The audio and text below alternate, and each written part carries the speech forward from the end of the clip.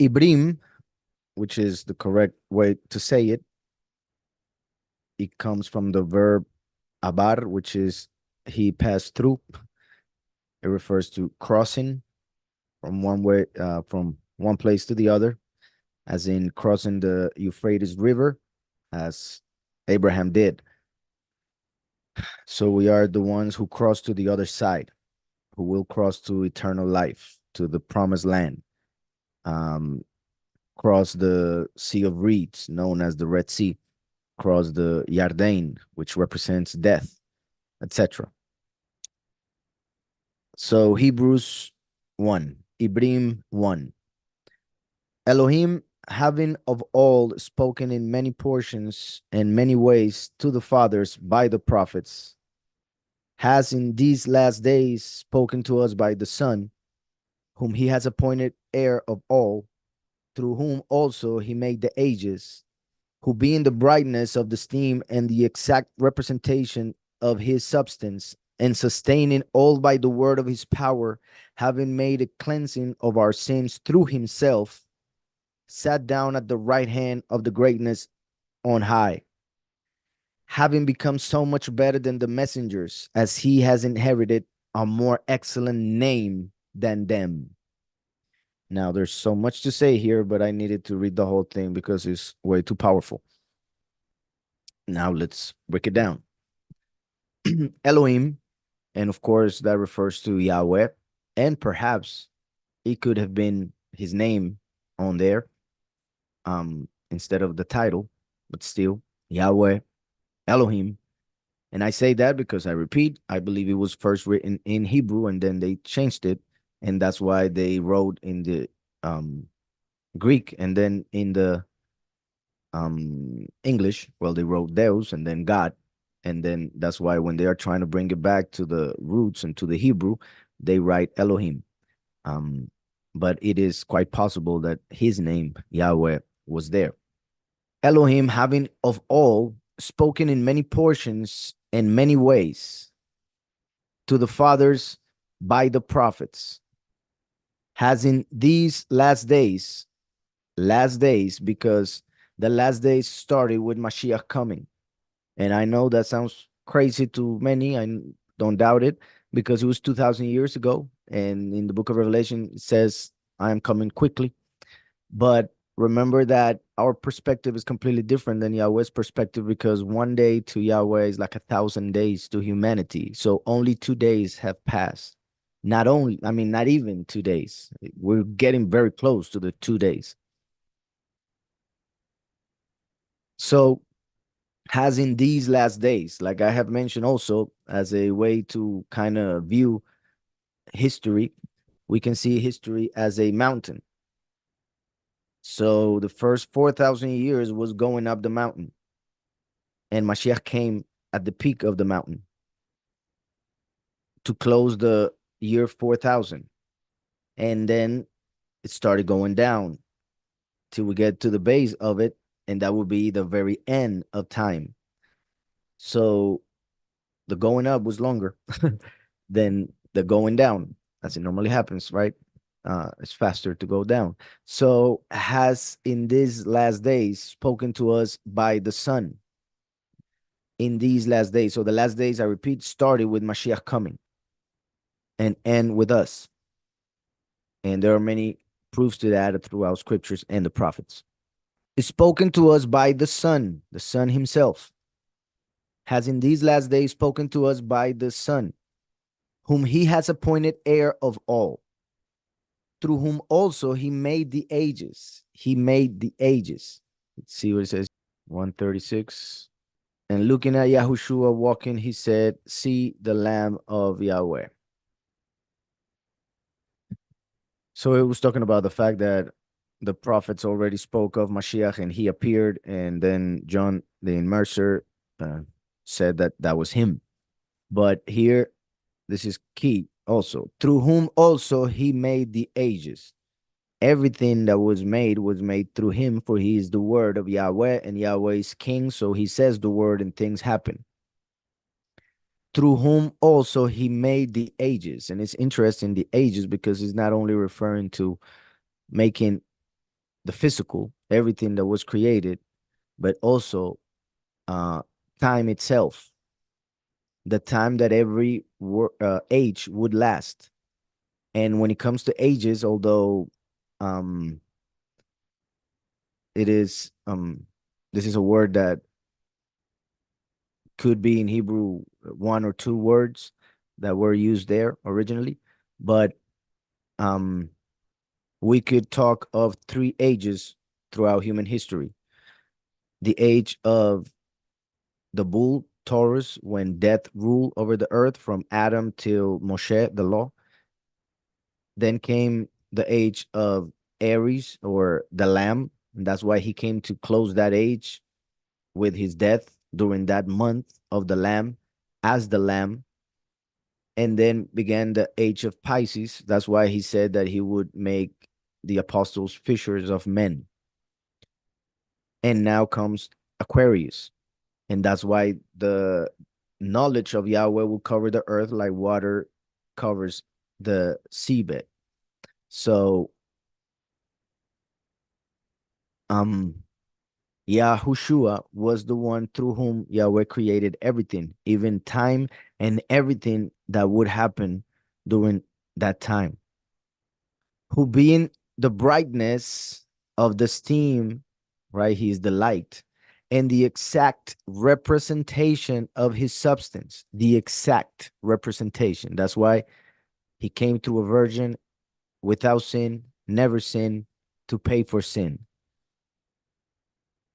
He is the image. That's why he told Philip, if you have seen me, you have seen the Father. Why do you say, show us the Father? So he is the exact representation.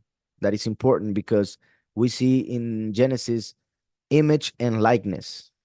Image is the exact representation, likeness is similar.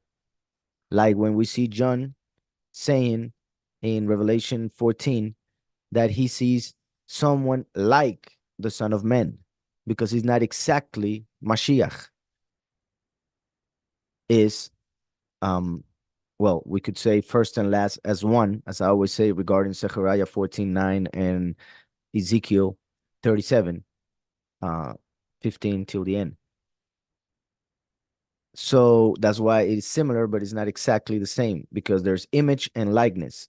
And Yahweh said that he would make man in his image and his likeness on the sixth day. So Yahushua came as the image, and now comes the likeness. Who being the brightness of the steam and the exact representation of his substance, and sustaining all by the word of his power, having made a cleansing of our sins through himself, sat down at the right hand of the greatness on high.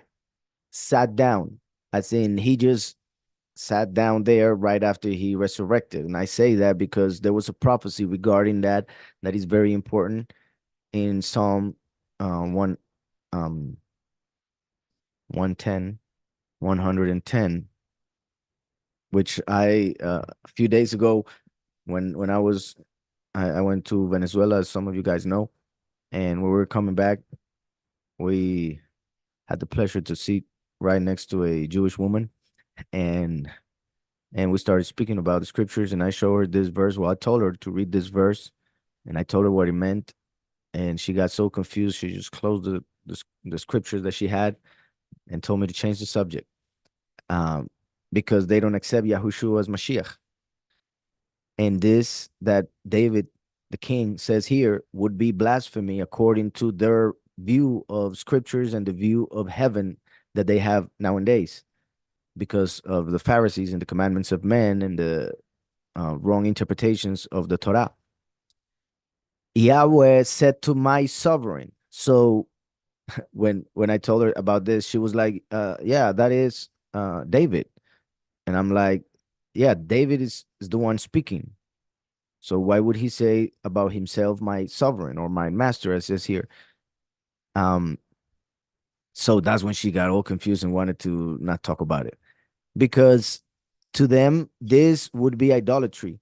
This would be heresy to say that there is another sovereign in heaven next to Yahweh. Because if King David was who he is, Then above him, according to Jewish thought, could only be Yahweh. Only Yahweh could be above the king on the earth, not understanding that even in heaven there is Yahweh and his son, who is the sovereign Mashiach of David. So Yahweh said to my sovereign, sit at my right hand until I make your enemies a footstool for your feet. So David was prophesying that Mashiach would come to the earth and then he would go up and sit at his right hand. So when we read this, sat down at the right hand of the greatness on high, it is telling us that this happened when Mashiach resurrected and went up. So what we see here still prophetical, because this sit at my right hand happened 2000 years ago. Then it says until, meaning there's some time that has to pass, I make your enemies a footstool for your feet. So that means sit at my right hand until I go down again in another way and bring your enemies down to the earth, because the throne is the heavens and his footstool is the earth. So that means bringing Lucifer to the earth when he comes down in Revelation 12. So this until pretty much means the 2000 years that have passed. Until I, so he is the one coming, make your enemies, Lucifer and those who follow him, a footstool, meaning dirt here on the earth, for your feet. Your feet. Um, and well, there are certain things we could say about that, but one thing that I'll mention is that the feet represent the end, just like the head, Rosh in Hebrew. Rosh is the root of Reshit, which means beginning. So the beginning of the body is the head. It ends at the feet. Um, Even though we will conquer, we won't be defeated. So a footstool for your feet, meaning in the end of times. So continuing, having become so much better than the messengers, than the angels, having become, does that mean that he wasn't when he was in the body? No, because he was a human. And scripture says that humans were made lesser than angels in strength and other things. But we will become greater through Mashiach, who is greater. And of course, was greater before he entered the flesh, because he is the one from whom the image was taken to make Adam. He is the light. He is the man who always existed. But he would appear as a man and therefore lesser than angels. But through his fulfillment of the law, death and resurrection became much greater than them. And mainly because he is the son. They are creations. The angels are creations. They are pretty much like one could say employees, but he is the son. So obviously, the boss will have a different relation and love and other things towards his son than towards his employees. So having become so much better than the messengers, as he has inherited, that makes him the sons who inherits everything, a more excellent name than them. Not only the name or title, because in Hebrew name is the same as title as well. Um, I mean, the same word is used for one and the other. So he has inherited a more excellent name than them. The title received by Mashiach is Emmanuel, the mighty one with us. His name is Yahushua, which is the name above every name. So he received a better name because it is a personal human name. um, is better than a title like the ones that the angels receive, like the title of the employee, the manager, the customer service, human resources. Those are titles, but the son has the name that the father gave him. And like I said, we can talk about titles. So just the title of son and employee shows that son is much greater than employee. even though many sons feel as employees of their parents, and some are. That's double portion. For to which of the messengers he did ever say, or to which of his angels, right? And I say that angels is a word from the Greek. So that's why they write messengers, because that's the actual meaning of it. So many people are not going to understand, um, well, to whom it is referring, because people have the idea of angels in a certain way. And when I say messengers, they don't think about angels. Um, but also, when you hear messengers, you understand a lot more than what people think when they think of angels, because they think of the image, like the Greek language, that they gave them through the idols and all of that. So, for to which of the messengers, Malachim, did he ever say, "You are my son"? You see, so right there, that is the better name in every sense, is better than the meaning of messenger, or yeah, the title. For to which of the messengers, the Malachim, did he ever say, "You are my son"? Today I have brought you forth. Right? That is a prophecy. Psalm 2:7, verse 7 says, I inscribe for a law. Yahweh has said to me. This is, well, it doesn't say here, but as you guys know, most Psalms are written by David, the king. I don't doubt that Yahweh spoke to David, telling him these things to be interpreted in his life in the way that it was supposed to, regarding him being the king. Um, but it's also a prophecy of Mashiach, and of actually both first and last. Because, like I said, Yahushua came already as the son. That's why through a virgin.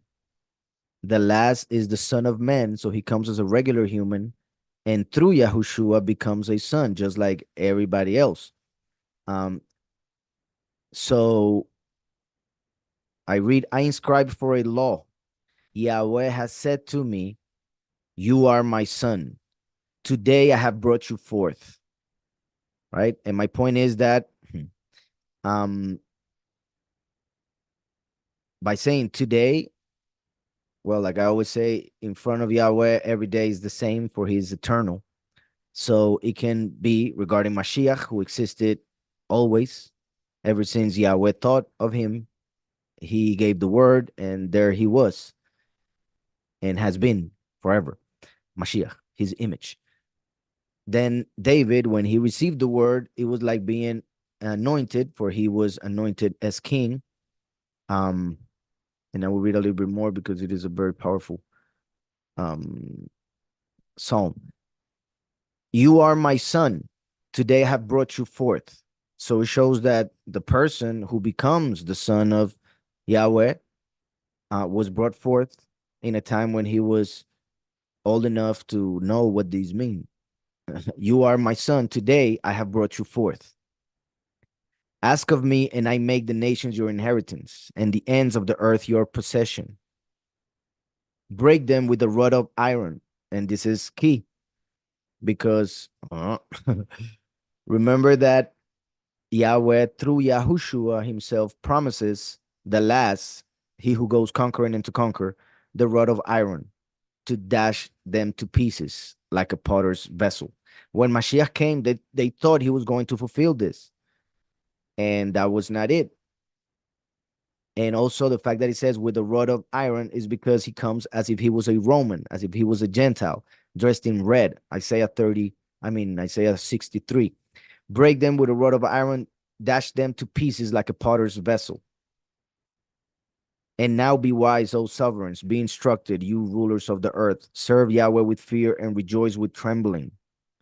Kiss the chosen, lest he be enraged and you perish in the way. Talking about David, talking about Mashiach, of course, and talking about the last who receives the rod of iron. Lest he be enraged, because he comes to bring um, the vengeance, which is in his heart, as Isaiah 63 also says. Just like Mashiach brought mercy, the last brings justice, and you perish in the way. Yahushua is the way. For soon his wrath is to be kindled, because he comes as the consuming fire. Yahushua came as the water of life. Blessed are all those taking refuge in him. So going back here, Hebrews is citing, right, quoting the psalm that we just saw. You are my son, today I have brought you forth. And again, I shall be to him a father, and he shall be to me a son. Once again, and of course, these are fulfilled with Mashiach, but Mashiach was already his son.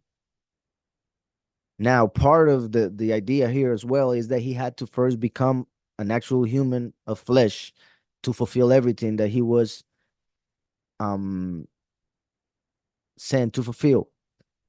But ever since Yahweh spoke, let there be light, there was Mashiach. As John 1 says, in the beginning was the Word, and the Word was with Elohim, and the Word was Elohim, because everything was made through him. I shall be to him a father. So these verses are fulfilled with Mashiach in a certain way and fulfilled with the last in another way, because the last becomes, because he comes as the prodigal son, and through the death and resurrection becomes son. I shall be to him a father, and he shall be to me a son. 2 Samuel 7:14, talking about David again. Second, well, and also about Shlomo, he said something. But in that case, let's just look at 2 Samuel 7:14. When your days are filled and you rest with your fathers, I shall raise up your seed after you. So right here, Yahweh is talking to David about Shlomo. But in the life of David, because he was also talking about Mashiach, about first and last, I shall raise up your seed after you. That is Yahushua, who came through David, who comes from your inward parts and shall establish his reign. He does build a house for my name. That's why Yahushua said, destroy the temple and I will raise it up in 3 days through his resurrection, for the temple is his body. He does build a house for my name. The last comes to proclaim the name, make it known, and through it, the 144,000 are chosen, and therefore the temple is built in another way, because what one fulfills in a literal way, the other one in the spiritual way. He does build a house for my name, and I shall establish the throne of his reign forever. I am to be his father, and he is my son. If he does perversely, I shall reprove him with the rod of men and with the blows of the sons of men. So this is interesting, because we know Yahushua never sinned, but he's talking about the last who would fall. But he says that Yahweh won't take his mercy from him. The way he will be punished is through, um, well, in a human way, through people, like it says here. If he does perversely, I shall reprove him with the rod of men and with the blows of the sons of men. But my loving commitment does not turn aside from him, as I turn it aside from Shaul. And remember that Shaul represents Halel, and the last is Mikael. So it's pretty much telling Mikael that even though if he comes as a man and acts wrong, Yahweh won't take what he gave him. He will just punish him the way it needs to be done while on this earth. So whom I removed from before you. And then he continues. So let me go back. Just to add context and to know where they come from, I think it's important. So, and when he again brings the firstborn into the world, he says, let all the messengers of Elohim do reverence to him. Psalm 97:7. All are put to shame who serve carved images. Those boasting of matters of naught, bow yourselves to him, all you mighty ones. So, and when he again brings the firstborn into the world, he says, let all the messengers of Elohim do reverence to him. This is interesting, because this can be seen not only, obviously, and I repeat, obviously, Mashiach is always first, for he is the first. But it's interesting here how it says, when he again, as in second manifestation of Yahweh on this earth as last, brings the firstborn. Remember that Yahushua is called the only born, the only begotten. He is called just like Yitzhak was called. But firstborn is a term that Yahweh uses for the last. Yahweh says that he will make him a firstborn. He calls out to me, "You are my father, my El, and the rock of my deliverance." Well, there's more. Hmm. But my trustworthiness, and obviously the whole psalm, but I'll just stay here. My trustworthiness and my loving commitment are with him. You see, are the same things that he said to Shlomo, which was prophesying about the last, for he needed that mercy. And in my name, his horn is exalted. Remember what I was mentioning about what horns represent? There you go. His authority, his power. And in my name, his horn is exalted. And I shall set his hand on the sea, like when Moshe uh, split the Red Sea, because this is the witness like Moshe. And I shall send his hand on the sea and his right hand on the rivers. He calls out to me, "You are my father, my El, and the rock of my deliverance." I also appoint him firstborn. I also, for he comes second, appoint him firstborn, just like Jacob was born second, but became firstborn, highest of the sovereigns of the earth. Yahushua came as the Kohen, the priest. The last comes as sovereign, highest of the sovereigns of the earth. I guard my loving commitment for him forever, and my covenant is steadfast with him. I guard my loving commitment for him forever, and my covenant is steadfast with him. And he continues, and is very powerful. So, and there are others where let me see. Yeah. When talking to Ephraim, saying that he will make him a firstborn, because Ephraim, just like Jacob, was born second but became firstborn. And the last comes through Yahusef, through Ephraim. So, and when he again brings the firstborn into the world, he says, "Let all the messengers of Elohim do reverence to him," because comes as a sovereign. And of the messengers, indeed, he says, who is making his message? No, well, not a question. And of the messengers, indeed, he says, who is making his messengers spirits and his servants as flame of fire. But to the Son, he says, your throne, O Elohim, is forever and ever. A scepter of straightness is the scepter of your reign. Mashiach. You have loved righteousness and hated lawlessness. Because of this, Elohim, your Elohim, has anointed you with the oil of gladness more than your companions. Because of this, Elohim, your Elohim, has anointed you with the oil of gladness more than your companions. Psalm 45, and I don't know if I'll see them all. Sorry, you guys don't want to. Psalm 45, 6 and 7. Your throne, O Elohim, is forever and ever. The scepter of your reign is a scepter of straightness. You have loved righteousness and hated wrongness. Therefore, Elohim, your Elohim, has anointed you with the oil of gladness more than your companions. All right. I'll leave it there. More things, of course, as always, that could be said here because all the Psalms are great, all the scriptures, but I'll continue. And you, sovereign, did found the earth in the beginning. And you, sovereign, did found the earth. Well, just sorry, but I wanted to see something here in the Hebrew.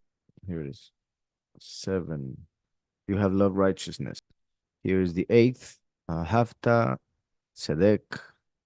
All right. Yeah, I wanted to see this to see what word it was being used for gladness. Well, here you can see pretty much anointed you, Mashach. This is the root of Mashiach, of the word Mashiach. Then it says, um, with oil of gladness. It's interesting that one was anointed with oil, and oil begins with the word Shem. Then you add a nun, as in the name descending, the name coming down for an inheritance. But then we have this Sazon, which the root of it is what makes our menorah. I don't have the menorah right now, but you know our logo, which is a menorah. It is formed by the root of this word, which means gladness. So yeah, I just want to see that. I'll continue. And you, sovereign, did found the earth in the beginning, and the heavens are the work of your hands.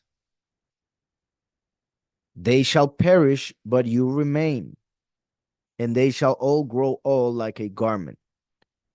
This is amazing as well. This is something I like because, well, it's kind of like saying the difference between creation and his son. Creation will pass, not his son.